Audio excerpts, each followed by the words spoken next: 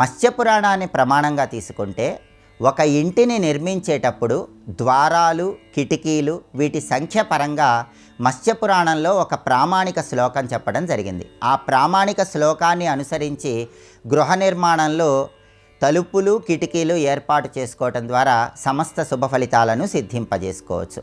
మత్స్యపురాణం ప్రకారం ఇంటి నిర్మాణం చేసుకునేటప్పుడు ద్వారాల సంఖ్యను గురించి చెప్పిన ప్రమాణ శ్లోకాన్ని పరిశీలిస్తే ఏకద్వారం శుభప్రోక్తం యుగ్మద్వారం మహోత్తమం అంటుంది మత్స్యపురాణం. అంటే ఒక ఇంటికి ఒకే ఒక సింహద్వారం ఉన్నట్లయితే అది శుభ ఫలితాలను కలిగింపజేస్తుంది. అందుకే ఏకద్వారం శుభప్రోక్తం అన్నారు. ఆ తర్వాత యుగ్మద్వారం మహోత్తమం. యుగ్మం అంటే జంట. అంటే ఒక ఇంటికి 2 ద్వారాలు ఉన్నట్లయితే గనక మహోత్తమం, అది ఉత్తమమైన ఫలితాలను కలిగింపజేస్తుంది. ఆ తర్వాత త్రిద్వారే మరణం చైవ చతుర్థి శుభలాభవాన్. త్రిద్వారే మరణం చైవ అంటే ఒక ఇంటికి 3 ద్వారాలు ఉన్నట్లయితే అటువంటి ఇళ్లలో ఉన్న వాళ్ళకి అపమృత్యు దోషాలు ఏర్పడే అవకాశం ఉంటుంది. కాబట్టి ఒక ఇంటికి 3 ద్వారాలు ఉండరాదు. చతుర్థి శుభలాభవాన్ అంటుంది శాస్త్రం. అంటే 4 ద్వారాలు ఉన్నట్లయితే శుభము లాభము చేకూరతాయి. ఆ తర్వాత పంచమం పుత్రనాశంచ చోరం బాధకరం భవేత్. అంటే ఒక ఇంటికి 5 ద్వారాలు ఉన్నట్లయితే పంచమం పుత్రనాశంచ చోరం బాధకరం భవేత్. ఆ ఇంట్లో సంతానం సరిగా అభివృద్ధి సాధించలేరు. అలాగే చోర భయం కూడా ఆ ఇంటికి ఉంటుందని మత్స్యపురాణం చెప్తుంది. కాబట్టి ఒక ఇంటికి 5 ద్వారాలు లేకుండా చూసుకోవాలి. షష్టమం పుత్రలాభంచ సప్తమం గృహనాశనం. షష్టమం పుత్రలాభంచ అంటే ఒక గృహానికి మొత్తం ద్వారాలు చూసుకున్నప్పుడు 6 వచ్చినట్లయితే పుత్రలాభంచ ఆ ఇంటికి సంతాన పరంగా లాభం చేకూరుతుంది. ఆ ఇంట్లో ఉన్న సంతానం జీవితంలో మంచి పురోభివృద్ధిని సాధిస్తారు.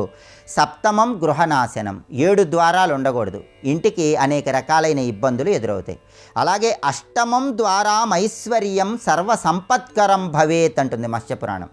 అంటే ఒక గృహానికి 8 ద్వారాలు మనం లెక్కబెట్టినప్పుడు ఇల్లు మొత్తం ఉన్నట్లయితే అష్టమం ద్వారా ఐశ్వర్యం, ఆ ఇంటికి ఐశ్వర్యం చేకూరుతుంది. ఆ ఇల్లు ఎప్పుడు ధనధాన్యాలతో తొలతూగుతూ ఉంటుంది. సర్వ సంపత్కరం భవేత్, ఆ ఇంటికి సర్వ శుభాలు చేకూరతాయి. కాబట్టి అష్టైశ్వర్యాలు సర్వ సంపదలు చేకూరాలంటే ఒక ఇంటికి 8 ద్వారాలు అంటే 8 ద్వారాలు ఉండాలి.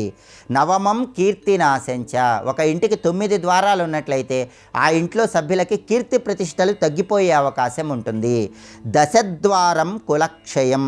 అంటే ఒక ఇంటికి 10 ద్వారాలు ఉండటం ద్వారా ఆ వంశంలో ఏదో ఒక సమస్యలు ఎదురవుతూ ఉంటాయని కూడా ఈ ప్రమాణ శ్లోకం మనకు తెలియజేస్తుంది. కాబట్టి 9 ద్వారాలు 10 ద్వారాలు ఎట్టి పరిస్థితుల్లో ఏర్పాటు చేసుకోకూడదు. ఆ తర్వాత మత్స్యపురాణం ఏం చెప్తుందంటే ఏకాదశం మహాదుఃఖం ద్వాదశం ధనలాభంచ పుత్రలాభం శుభప్రదం అంటుంది మత్స్యపురాణం.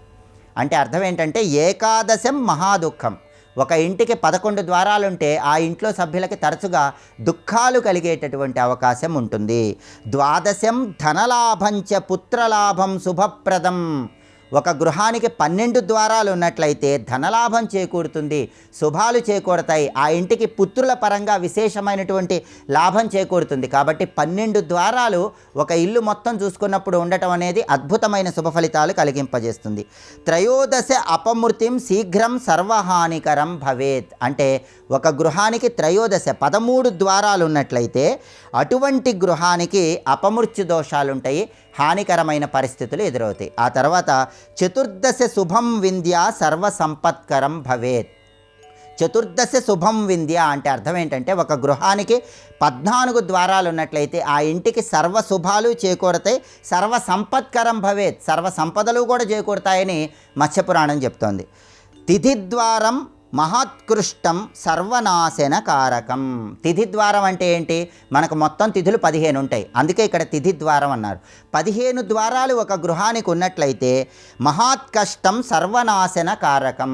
దానివల్ల ఇంటికి అనేక రకాలైనటువంటి ఇబ్బందులు ఎదురవుతాయి. కాబట్టి 15 ద్వారాలు ఒక ఇంటికి ఉండకూడదు.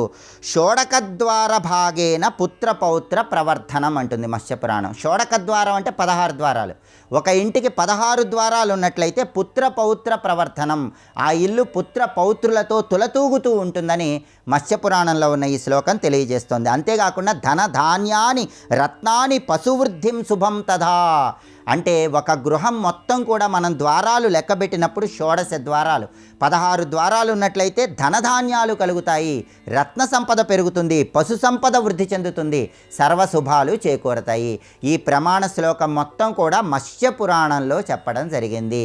మత్స్యపురాణంలో చెప్పబడిన విధంగా ఒక గృహాన్ని నిర్మించుకునేటప్పుడు తలుపులు ఏర్పాటు చేసుకునే వాళ్ళు ఈ శ్లోక ప్రమాణాన్ని అనుసరించి ప్రత్యేకమైన సంఖ్యలో ఇంటి మొత్తం చూసుకున్నప్పుడు ఆ సంఖ్య ఉండే విధంగా తలుపులను ఏర్పాటు చేసుకోవటం ద్వారా, ద్వారాలు ఏర్పాటు చేసుకోవటం ద్వారా విశేషమైన శుభ ఫలితాలను సిద్ధింపజేసుకోవచ్చు.